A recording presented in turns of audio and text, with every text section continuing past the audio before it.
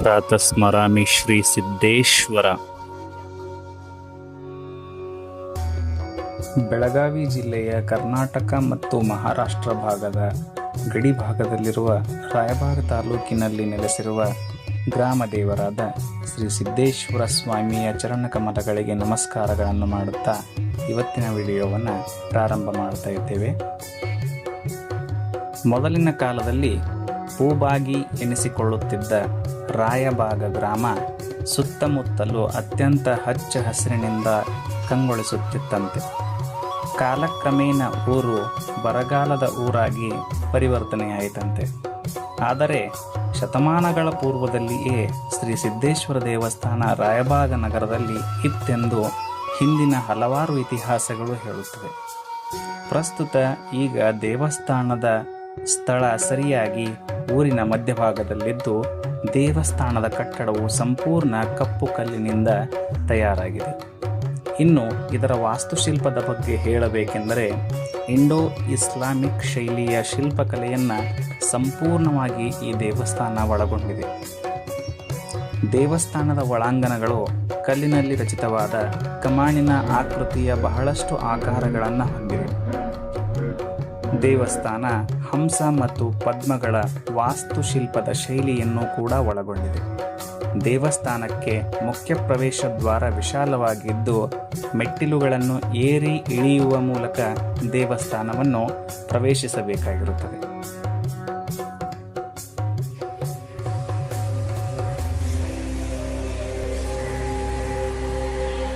ಶ್ರೀ ಸಿದ್ದೇಶ್ವರ ದೇವಸ್ಥಾನವನ್ನು ಪ್ರವೇಶಿಸಿದ ನಂತರ ಮೊಟ್ಟ ಮೊದಲು ದರ್ಶನವಾಗುವುದೇ ಶ್ರೀ ಆಂಜನೇಯ ಸ್ವಾಮಿಯದ್ದು. ದೇವಸ್ಥಾನದ ಎದುರಿನಲ್ಲಿ ಇರತಕ್ಕಂತಹ ಒಂದು ಚೌಕಾಕಾರದ ಕಟ್ಟೆಯ ಮೇಲೆ ವಿಶಾಲವಾದಂತಹ ಒಂದು ಬಿಲ್ವ ವೃಕ್ಷ ಇದ್ದು ಅದರ ಕೆಳಗಡೆ ಶ್ರೀ ಪ್ರಸನ್ನ ಆಂಜನೇಯ ಸ್ವಾಮಿಯ ವಿಗ್ರಹವಿದೆ. ಇನ್ನು ಆಂಜನೇಯ ಸ್ವಾಮಿಯ ದರ್ಶನವನ್ನು ಮಾಡಿಕೊಂಡು ಬಿಲ್ವ ವೃಕ್ಷದ ಕಟ್ಟೆಯನ್ನು ಸುತ್ತಿದಾಗ 16 ಲಿಂಗಗಳ ದರ್ಶನ ನಮಗಾಗುತ್ತದೆ. ಈ 16 ಲಿಂಗಗಳ ವಿಶೇಷತೆ ಹೇಳಬೇಕೆಂದರೆ ಪುರಾಣಗಳಲ್ಲಿ ಉಲ್ಲೇಖವಿರುವ 16 ಸೋಮವಾರಗಳ ವ್ರತವನ್ನು ಮಾಡುವಂತಹ ಭಕ್ತರು ಈ ವೃಕ್ಷದ ಕೆಳಗಡೆ ಪ್ರತಿ ಸೋಮವಾರ ದಿನದಂದು ಪ್ರತಿಯೊಂದು ಲಿಂಗಗಳನ್ನು ಪೂಜಿಸಿ ಅವುಗಳಿಗೆ ನೈವೇದ್ಯ, ಅಭಿಷೇಕ, ಅಕ್ಷತೆಗಳನ್ನು ಅರ್ಪಿಸಿ ತಮ್ಮ ಇಷ್ಟಾರ್ಥಗಳನ್ನು ಬೇಡಿಕೊಂಡರೆ ಆ ಇಷ್ಟಾರ್ಥಗಳು ಸಿದ್ಧಿಸುತ್ತವೆ ಎಂಬ ಪ್ರತೀತಿ ಈ ದೇವಸ್ಥಾನದಲ್ಲಿ ಇದೆ. ಇನ್ನು ಸ್ವಲ್ಪ ಮುಂದೆ ಹೋದರೆ ದೇವಸ್ಥಾನದ ಪೂರ್ವ ಪ್ರವೇಶ ದ್ವಾರದ ಮೂಲಕ ದೇವಸ್ಥಾನವನ್ನು ಪ್ರವೇಶ ಮಾಡಬಹುದು. ದೇವಸ್ಥಾನಕ್ಕೆ ಒಟ್ಟು 3 ಪ್ರವೇಶ ದ್ವಾರಗಳಿದ್ದು ದಕ್ಷಿಣದಲ್ಲಿ ಒಂದು ಪ್ರವೇಶ ದ್ವಾರ, ಪೂರ್ವದಲ್ಲೊಂದು ಪ್ರವೇಶ ದ್ವಾರ ಮತ್ತು ಉತ್ತರದಲ್ಲೊಂದು ಪ್ರವೇಶ ದ್ವಾರಗಳು ಕಂಡುಬರುತ್ತವೆ. ದೇವಸ್ಥಾನ ಸಂಪೂರ್ಣವಾಗಿ ಸ್ತಂಭ ಮತ್ತು ಕಮಾನಿನ ಆಕೃತಿಗಳಿಂದ ಆವೃತವಾಗಿದೆ. ದೇವಸ್ಥಾನದ ಆವರಣದಲ್ಲಿ ಗೃಹ ಮಂಟಪ ಮತ್ತು ಗರ್ಭಗೃಹಗಳು ಇವೆ. ದೇವಸ್ಥಾನದ ಸಂಪೂರ್ಣ ಕಲಾಕೃತಿಗಳು ಇಂಟರ್ಲಾಕಿಂಗ್ ಸಿಸ್ಟಮ್ನಲ್ಲಿ ತಯಾರಾದಂತಹ ಒಂದು ಅನುಭವ ನಮಗೆ ದೇವಸ್ಥಾನದಲ್ಲಿ ಕಂಡುಬರುತ್ತದೆ.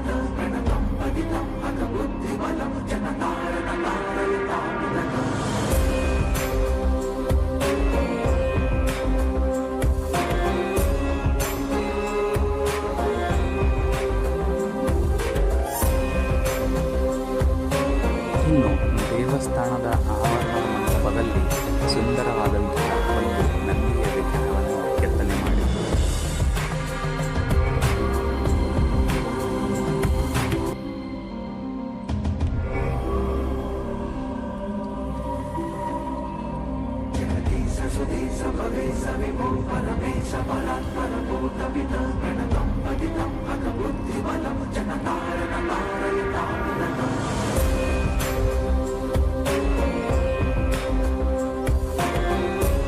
ದೇವಸ್ಥಾನದ ಬಲಭಾಗದಲ್ಲಿ ಚಿಕ್ಕ ಗಣೇಶನ ವಿಗ್ರಹ ಒಂದನ್ನು ಹೊಂದಿದ್ದು ಕೆಲವು ದಾಳಿಗಳಲ್ಲಿ ಈ ವಿಗ್ರಹ ಕೂಡ ಭಗ್ನಗೊಂಡಿದೆ. ಜೋಡು ನಾಗರ ಒಂದು ವಿಗ್ರಹ ಕೂಡ ನಮಗೆ ಕಂಡುಬರುತ್ತದೆ. ಇನ್ನು ಗರ್ಭಗೃಹದ ಮುಖ್ಯ ಪ್ರವೇಶ ದ್ವಾರವನ್ನು ನೋಡಬೇಕಾದರೆ ಸಾಕಷ್ಟು ಸೂಕ್ಷ್ಮದ ಕಲ್ಲಿನಲ್ಲಿರುವ ಕೆತ್ತನೆಗಳನ್ನು ನಾವಿಲ್ಲಿ ನೋಡಬಹುದು.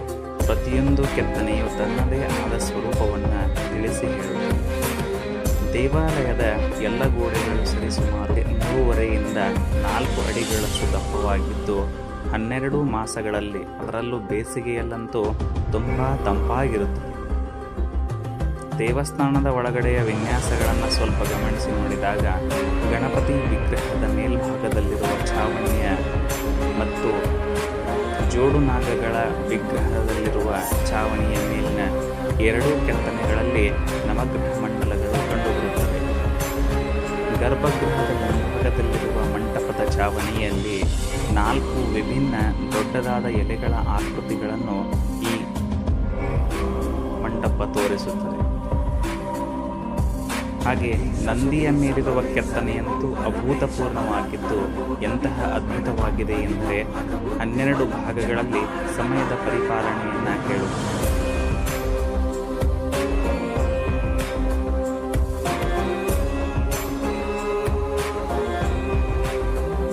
ದೇವಸ್ಥಾನದಲ್ಲಿ ಇರತಕ್ಕಂತಹ ಪ್ರತಿಯೊಂದು ಸ್ತಂಭಗಳಿಗೆ ಒಂದು ಚಿಕ್ಕ ಚಿಕ್ಕ ಗೂಡುಗಳನ್ನು ಮಾಡಲಾಗಿದ್ದು, ಆ ಗೂಡಿನ ಮೇಲ್ಭಾಗಗಳಲ್ಲಿ ಅವುಗಳಲ್ಲಿ ಸೇವೆಗಳನ್ನು ಸಲ್ಲಿಸುತ್ತಿದ್ದವರ ಹೆಸರುಗಳನ್ನು ಸಹ ನಾವಿಲ್ಲಿ ನೋಡಬಹುದು. ಈ ಎಲ್ಲ ಹೆಸರುಗಳು ಪೂರ್ವಕಾಲದ ಮರಾಠಿ ಮೋಡಿ ಭಾಷೆಯ ಮೂಲಗಳಲ್ಲಿದ್ದು, ಇವುಗಳನ್ನು ಇತ್ತೀಚಿನ ದಿನಗಳಲ್ಲಿ ಓದುವವರು ಬಹಳಷ್ಟು ವಿರಳವಾಗಿರುತ್ತಾರೆ.